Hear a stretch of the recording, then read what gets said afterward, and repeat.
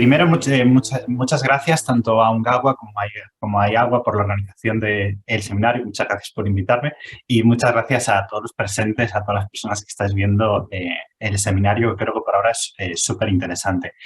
Parte de un poco de lo que yo voy a comentar, ya lo han comentado antes, sobre todo Mari y José Luis, que tocó bastante el tema de la información y creo que estamos bastante alineados, lo cual pues sí, creo que siempre es bueno.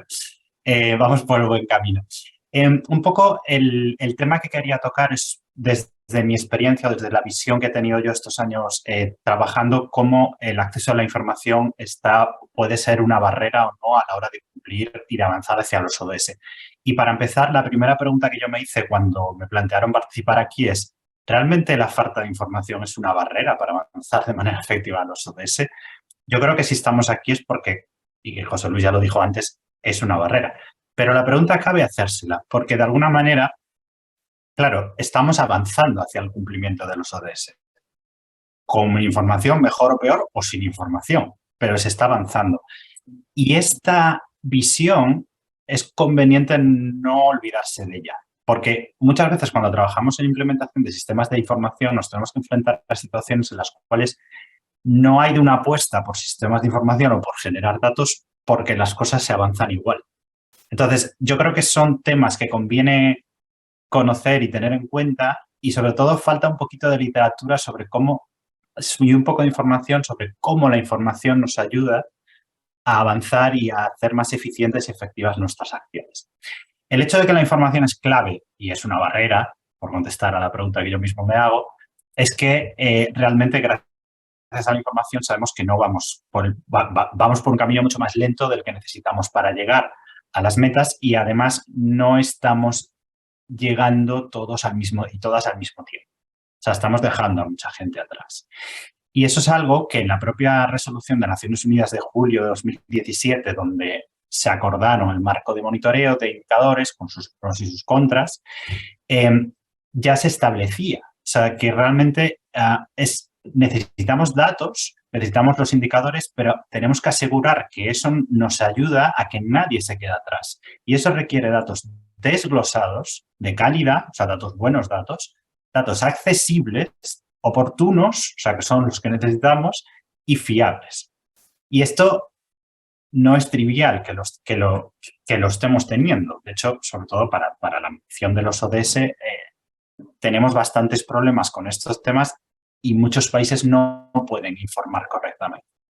Por ejemplo, si nos fijamos un poco en América Latina, digamos que bueno, este gráfico es de hace 2 o 3 años, pero realmente la mayoría de los países no podían informar ni a la mitad y muchos ni a la cuarta parte de los indicadores de todos los ODS. El gráfico este es de todos los ODS, no del ODS 6, pero digamos que no se podía informar correctamente, lo cual ya supone un problema a la hora de ir en ese camino e intentar cumplir con estas metas.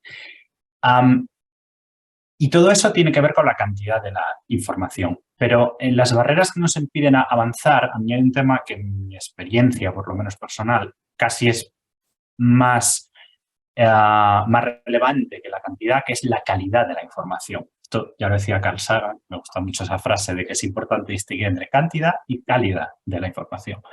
Si vemos la paradoja de la esfera armilar, una esfera armilar es un artefacto del siglo XVII y XVIII que tiene muchísima información y muy buena, porque digamos que nos permite, digamos, calcular posiciones de astros sin ningún problema. ¿Qué problema tiene? Que está totalmente errado desde el concepto, porque la Tierra no está en el centro. Cuando observamos, digamos, los datos de agua y saneamiento, nos puede pasar un poquito lo mismo.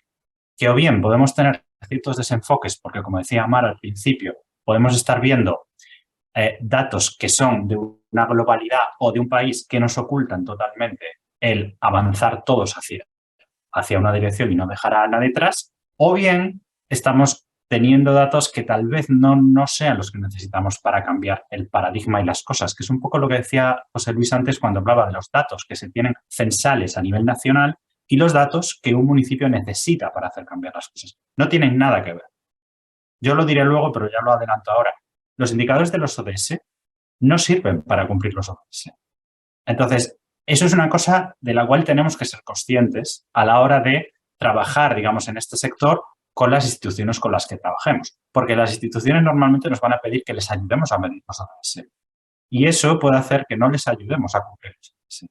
Entonces, bueno, eso es una pequeña paradoja que tenemos que ver cómo la resolvemos y que ya está señalada y ya más o menos hay en grupos de estudio, en observatorios como el OLAS, el Observatorio Latinoamericano de Agua y Saneamiento, ya lo está diciendo. No tenemos suficientes datos, o sea, nos falta cantidad, no tenemos los datos que necesitamos para medir los ODS 6, pero es que además no son de la calidad que necesitamos porque no están viendo, por ejemplo, los diferentes tipos de saneamiento que tenemos, diferentes tipos de sistemas de agua que pueden cambiar un poco las cosas, etc. Entonces, el planteamiento que yo me hago muchas veces es ¿por qué? O sea, ¿por qué nos faltan datos? ¿Por qué no tenemos la información que necesitamos para ello? Y para mí hay como 3 motivos que tienen mucho que ver en que no tengamos datos. Por un lado está el tema de la financiación, que ya lo comentaba Josefina antes. Nos falta financiación, está claro, pero a las instituciones les falta financiación o no destinan financiación para monitorear y para tener información. Por otro lado, hay una falta de capacidad, es muy evidente. O sea, hace falta capacidades para poder levantar datos y para usarlos.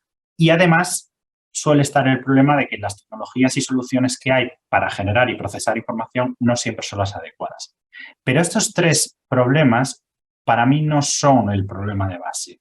Hay otros factores que realmente están, para mí, más en el fondo del asunto, que es, por un lado, sobre todo en los niveles locales, la toma de decisiones no está basada en datos, no siempre está basado en datos. Y la operativa diaria de lo que las instituciones tienen que hacer, y esto lo vi tanto en instituciones nacionales como en locales, muchas veces se resuelven las cosas sin necesidad de sistemas de información. Si hay información, ¿serían mejor o más eficientes? Es posible, pero a veces no. Entonces, eso hace que cueste mucho, digamos, que a un cierto nivel y en unas ciertas instituciones se genere el incentivo de tener un sistema de información. Y si ese incentivo no se genera, y si no hay capacidades para generar información con los datos que se tienen o para analizarlos, esta cadena se rompe. Y esta cadena de obstáculos nos va a impedir tener la información que necesitamos. Porque sí, a lo mejor a nivel censal cada 10 años conseguimos levantar bien los ODS, pero la información que necesitamos para cambiar las cosas en la comunidad no va a venir de ahí, va a venir de un nivel local que se enfrenta con este problema que tenemos aquí. Y creo que esto es un poco lo que desde la cooperación o desde nuestros ámbitos quizá tengamos que fortalecer más nuestras acciones, a atacar, digamos, este primer nivel, a que las decisiones se empiecen a tomar en base a datos y que los sistemas de información que promovamos sean cosas que sean útiles y que la gente vaya a usar. Si no lo van a usar, no va a funcionar. Esto lo hemos visto muchas veces. Y además, también esto lo digo porque yo como ingeniero civil tengo la tendencia, y creo que muchos y muchas en la sala igual también, cuando ven este problema, lo primero que pueden decir es, no te preocupes, yo te pongo un sistema de información mañana, te lo programo, te lo hago, asunto solucionado, ahí tienes el GIS, ya está, esto está resuelto. No, porque no vamos a las causas. Sistema de información es lo más fácil y más hoy en día, que lo haces con un celular si quieres. Entonces, hay muchos ejemplos para esto, pero en el que yo más trabajé de cerca, que es un ejemplo como cualquier otro, que es el CSIAR, que es un sistema que está en muchos países, se vio muy bien. Porque al estar en muchos países puedes comparar cosas. Este es el mapa de comunidades de CSIAR en Nicaragua hace muchos años y este es el mapa de Costa Rica. Cada puntito es una comunidad rural con un montón de datos de agua y saneamiento. Los rojos es que la cosa es que los servicios están mal, los verdes es que están bien, los amarillos y naranja pues están por ahí por el medio. Bien, Nicaragua levantó todos los datos de su país 3 veces. Costa Rica nunca pasó de 80 comunidades. Costa Rica tiene muchos más medios que Nicaragua para hacer esto. Y tienen, en teoría, más tecnología. ¿Cuál es la diferencia? Que Nicaragua usaba este sistema. O sea, le dio un uso. Consiguió, digamos, que en su política sectorial, tanto municipal como nacional, esto fuera una referencia.